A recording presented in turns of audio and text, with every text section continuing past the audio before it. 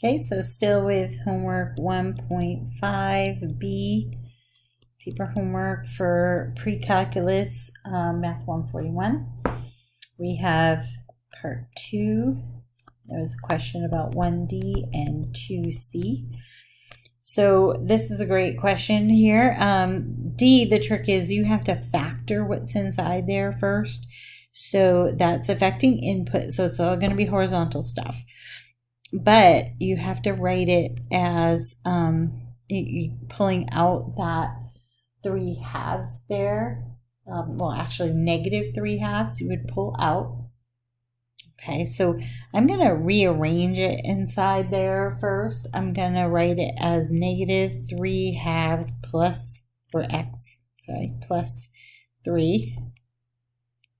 Okay, now I'm going to pull out my negative 3 halves because I want to have a coefficient of 1 when I'm doing these transformations, right?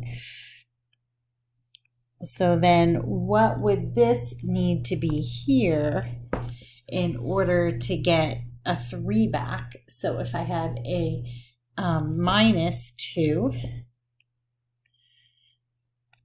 that would just be over 1. So when I multiply back, I would get positive 6 over 2, which would give me that positive 3. So I'm going to clean that up and just write it as x minus 2 on the inside there. So this means I have a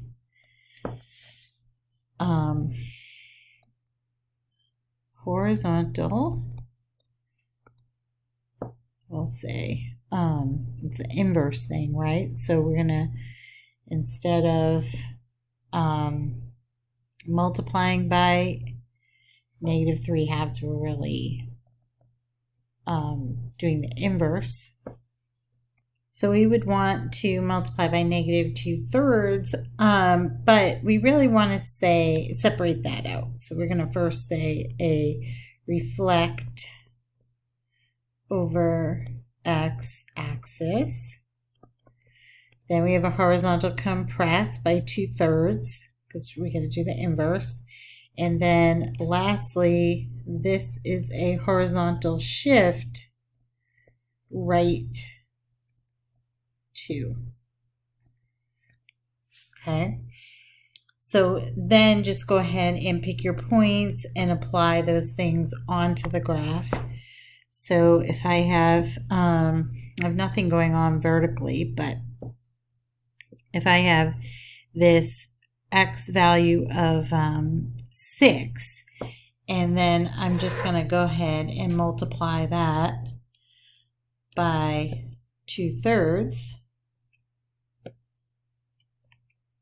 I should get, now that dot is going to move over here. So instead of having 6 and the scale is weird, negative 3,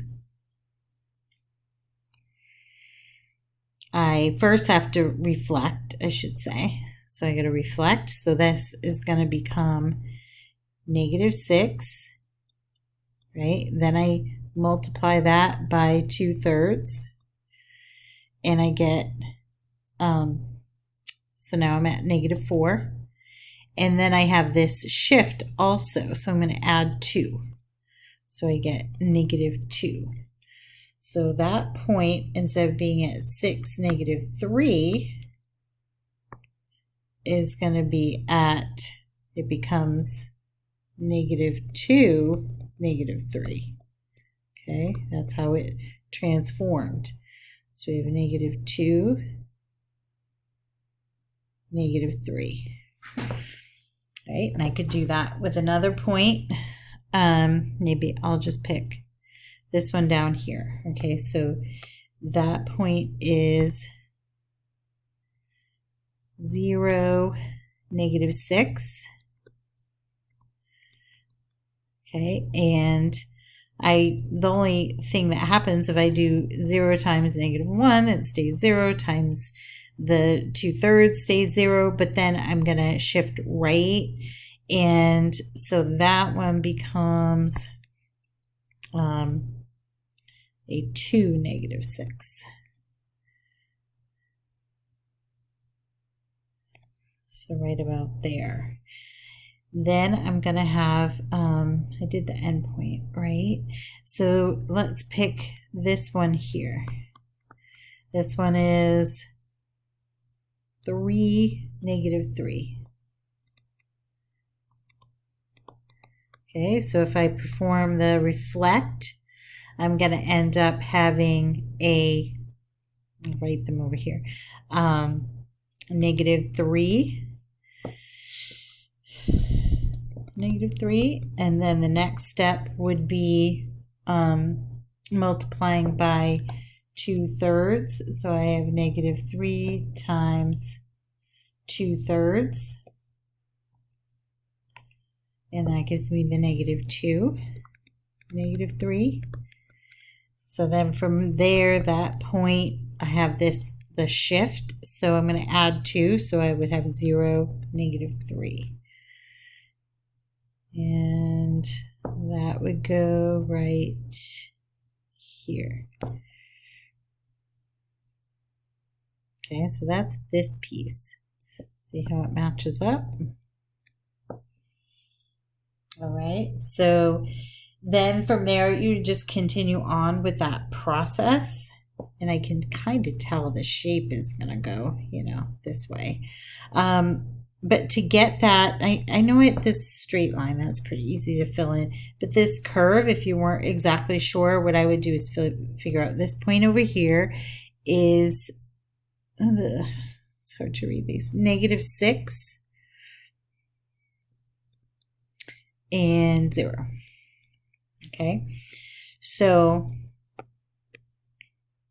I would need to perform my reflect. So that would become positive 6, 0, then multiply by 2/3, and I would get the 4,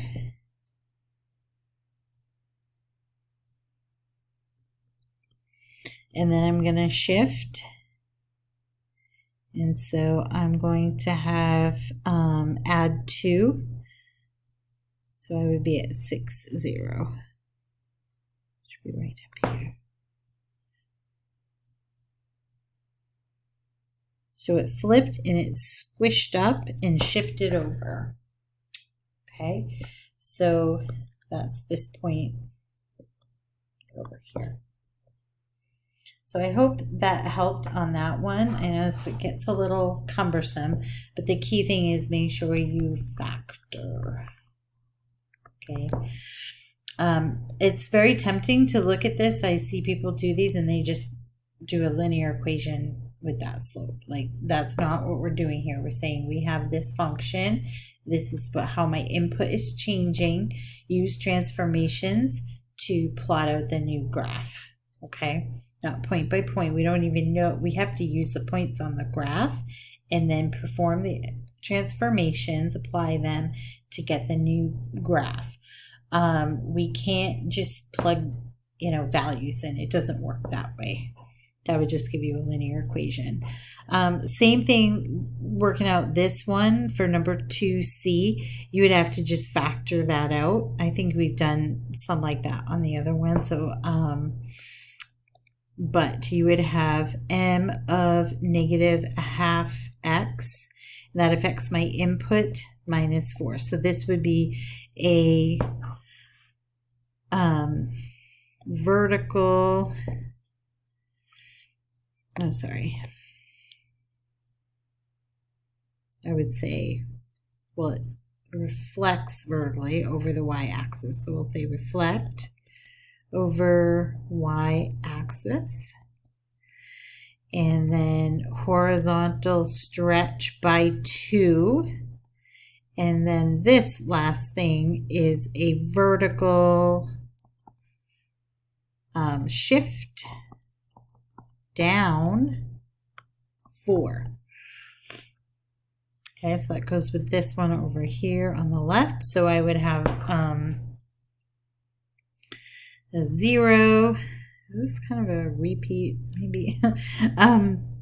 And then I'm going to multiply that by -1 and then also by 2, so it stays 0, but then I have the shift down 4, so it goes down here. This one, this hump, I would have a half, and I would make it negative, so it's going to come over here, multiply by 2, so it becomes -1. And then I would also shift down by 4. So 1, 2, 3, 4, right about there. Okay, this point is that I'm on now is, again, I just have the 0, so I'm just shifting down.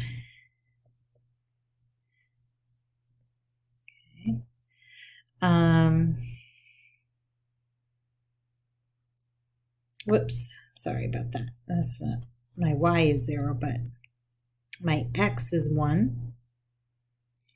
So I'm going to flip over here to -1, then multiply by 2, so it stretches it out to -2, and then I go down by 4.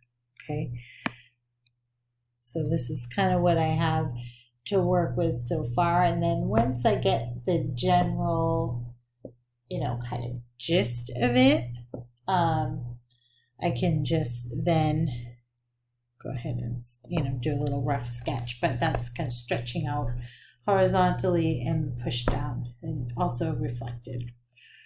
So I hope that helps, and you've gotten a lot of the vocabulary there and knowing what to do for inputs versus outputs. So have a great day.